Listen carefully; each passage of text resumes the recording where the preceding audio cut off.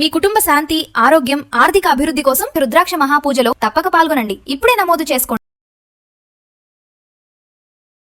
నమస్తే రమగారు. నమస్తే జయ. రమగారు, ఒక మంచి కథ చెప్తారా? పూర్వం కేరళ రాష్ట్రంలో ఒక రాజుగారు ఉండేవారు. ఈ రాజుగారికి చింత చెట్లు నాటించాలని ఒక ఐడియా వచ్చింది. చింత వల్ల చాలా ధనార్జన జరుగుతుంది. చింత చెట్ల వల్ల ఆయన ఆలోచించి తన మంత్రిని అందుకు నియోగించేట. మొత్తం దారంతా చింత చెట్లు నాటించండి, చింత తోపులు, చింత తోటలు, చింత అడవులు, చింత డాష్ డాష్ అవన్నీ కావాలన్నాడు. కేరళ రాష్ట్రంలోట నంబియారని ఒక గొప్ప వైద్యుడు ఉండేవాట. మూలికా వైద్యంలో అద్వితీయుడు. ఆయన చాలా గొప్ప వైద్యుడు. అదే సమయంలో ఢిల్లీ పాదుషా గారి దగ్గర ఒక అరబ్బీ హకీం ఉండేవాడు. ఆయనేమో ప్రకృతి వైద్యంలో నిపుణుడు, చాలా గొప్పవాడు. వీళ్ళిద్దరూ ఇంచుమించుగా సమానంగా చెప్పుకునేవారు దేశమంతా. అయితే ఎప్పుడైతే ఈ చింత చెట్లు ప్రొక్యూరింగ్ జరుగుతోందని తెలిసిందో, ఈ నంబియార్ గారు మన కేరళ రాజుగారు జామరిన్ అని రాస్తారు. జామరిన్ అంటే ఏమిటో మరి, చిన్న రాజు. అక్కడికి వెళ్ళాడు. వెళ్ళి, అయ్యా ఏమిటండి మీరు చింత చెట్లు నాటిస్తున్నారట, చింత అంత మంచిది కాదండి, వేప చెట్లు వేయించండి మీరు ఊళ్ళ వెంబట అంటే, ఏనన్నట్టు ఎందుకు మంచిది కాదండి, చింతపండు చాలా ఖరీదు, చింతపండు రోజువారీ అవసరం, చింత చిగురు చింత పువ్వు రెండు రుచికరంగా ఉంటాయి, వంటకి ఉపయోగపడతాయి, చింత పుల్లలతో పళ్ళు తోముకోవచ్చు. తర్వాత చింత నిప్పులు చాలా బాగుంటాయి వంటకి, ఖరీదు. చింత బొగ్గులు, చింత చెట్టు కాల్చి బొగ్గులు చేస్తే మామూలుగా బొగ్గులు కొనుక్కుంటాం కదా, చింత చెట్టు బొగ్గులు కణలాడతాయి, దానికి అంత కాలే గుణం, చాలా ఖరీదు అవి. మరి ఊరంతా పైగా చింత చెట్లు రోడ్ల మీద వదిలిపెట్టేస్తే మనం ఏం సేవ చేయక్కర్లా, వాటంతటా పెరుగుతాయి, చింతని మించింది లేదు అన్నాడు. రాజుకి ఎదురు చెప్పలేకపోయాడు నంబియార్ గారు. సరే ఏం చేస్తాడు, వెనక్కి తిరిగి వచ్చాడు.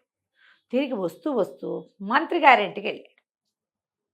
వెళ్ళేసరికి మంత్రి గారు రండి, నంబియార్ గారు ఎన్నాళ్ళైంది వచ్చి రండి అన్నాడు. ఏదో అతిథి సత్కారం జరిపాడు.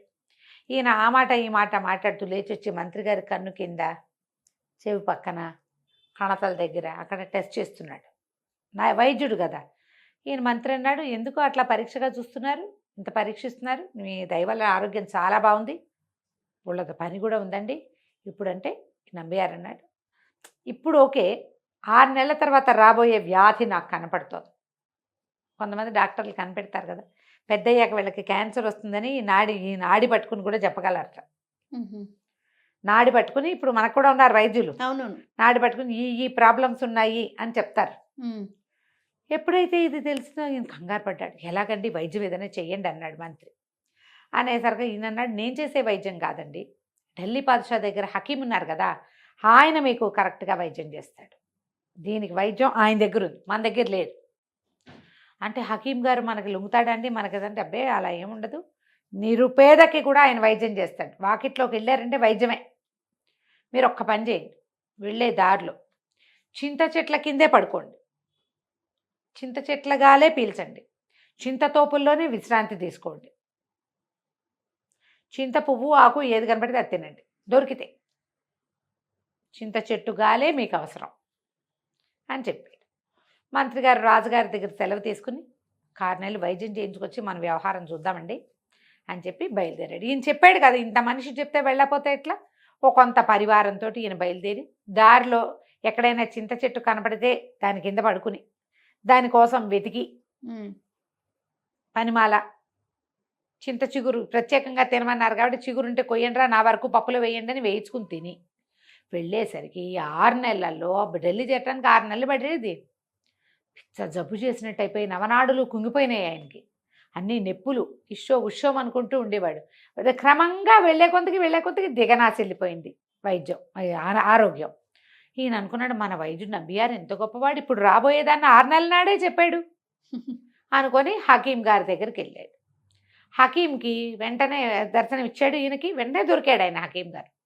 లోపల తీసుకుపోయి ఏమిటి అని అన్నీ కనుక్కున్నాక, ఎవరు చెప్పారు, ఏం చెప్పారు, నా పేరంటే నంబియార్ గారు చెప్పారండి, మరి చింత చెట్ల కిందే ఆగమన్నారు, చింతదే చేయమన్నారు, చింతదే తినమన్నారు, ఇక్కడికి వచ్చాక మీతో వైద్యం అన్నారు అనగానే ఆయన బాగా ఆలోచించి, ఇక్కడ ఏదో మతలబు ఉందని ఈయనతో మాట్లాడాక, మా రాజ్యంలో కూడా మేము చింత చెట్లే పెట్టించదలుచుకున్నామండి, మా రాజుగారు చింత చెట్లే పెట్టమన్నాడు అని విన్నాక ఆయనకు అర్థమైంది మతలబు.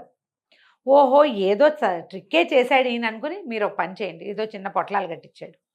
వెళ్ళేటప్పుడు వేప కింద పడుకోండి, వేప పుల్లతోటే పళ్ళు తోముకోండి, వేప తోపులు ఉన్న చోటే విశ్రమించండి. మీకు గాలి చాలకపోతే వేపాకు చిన్న కటక కట్టి దాంతోటే విసురుకోండి, వేపగాలి మాత్రమే పీల్చండి అని చెప్పి పంపించాడు. ఇది తిరిగి వచ్చాడు. 6 నెలలు వెళ్ళడానికి పట్టింది, 6 నెలలు రావడానికి పట్టింది. వచ్చున్నంతసేపు ప్రతి చోట వేపగాలి, వేప వేప వేప వేప వేప.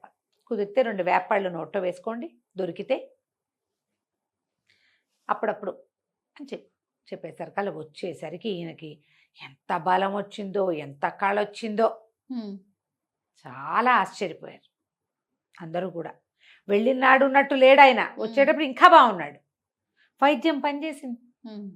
అప్పుడు ఆయన రాజుగారి దగ్గరికి వెళ్ళాడు. చెట్లు నాటడం దాని గురించి మాట్లాడడానికి నంబియార్ గారు కూడా వచ్చాడు. అయితే ఈయన వెళ్ళేటప్పుడు చెప్పాడు, వెళ్ళేటప్పుడు చింత చెట్ల కింద పడుకున్నాను, జబ్బు చేసింది. వచ్చేటప్పుడు వేప చెట్ల కింద పడుకున్నాను, జబ్బు తగ్గిపోయింది. అప్పుడు నంబియార్ గారు, మీరు నన్ను క్షమించాలి, ఈ అనుభవాలు మీకు చెప్పించడానికే నేను ఈ ప్రయత్నం చేశాను. చింత ఆరోగ్యం కాదు. ఊర్లో 4 చింత చెట్లు ఉండొచ్చు, 100 వేప చెట్లు ఉండాలి. వేప గాలి ఎట్టి పరిస్థితుల్లోనూ అనారోగ్యాన్ని దగ్గరికి రానివ్వదు. నీ లోపల ఏదైనా చెడు ఉంటే నెగిటివ్ ఎనర్జీతో సహా తీసేస్తుంది. కానీ చింతకా గుణం లేదు. ఇప్పుడు ఈయన ఆరోగ్యంగా ఉన్న మనిషి చింత చెట్లు కింద పడుకుని చింతగాలి పీల్చి చింతతో పళ్ళు తోముకుని జబ్బు చేసేసింది ఆయనకి. ఇలాగే అవుతుంది. ఊరంతా చింత చెట్లు ఉంటే ఊరేమవుతుంది రేపు? చింతల తోపులు అవి ఊరి బయట ఉండేవి. చింతల తోపులకు వెళ్తే దయ్యాలు అవి ఉంటాయని చెప్పుకుంటారు మన వాళ్ళు. చింత చెట్టు మీద దాన్ని మోతాదుగా వాడాలి. చింత వాడద్దని కాదు, మోతాదుగా. ఇంతకిన్నటి సాంబార్ చేస్తే ఇంత చింతపండు వాడతాం అంతే. రోజు సాంబార్ తినం, రోజు వేపూత తినచ్చు, ఆ లెక్క ఉంది అని చెప్పంగానే ఆయన ఆ జామరిన్ గారు తన ఐడియా మార్చుకుని చింత చెట్లు చింత మానేసి అన్నీ వేప చెట్లు పెట్టించి దారి వెంబడంతా వేపకు కూడా పోషణక్కర్లా. అవును, వేప చెట్లు పెట్టించి వేప తోటలు వేయించి అనారోగ్యంగా ఉన్న వాళ్ళకి వైద్యం చేయటానికి వేప తోపుల్లో వైద్యం కూడా అవకాశాన్ని కల్పించాడు. తర్వాత ఆ రాష్ట్రం అంతా, ఆ దేశం అంతా కూడా ఆరోగ్యస్తులే ఉన్నారట. ఎక్కువ మంది అనారోగ్యం వాళ్ళు ఉండేవాళ్ళు కాదు. కంచికి మనం ఇంటి. నమస్తే. నమస్తే.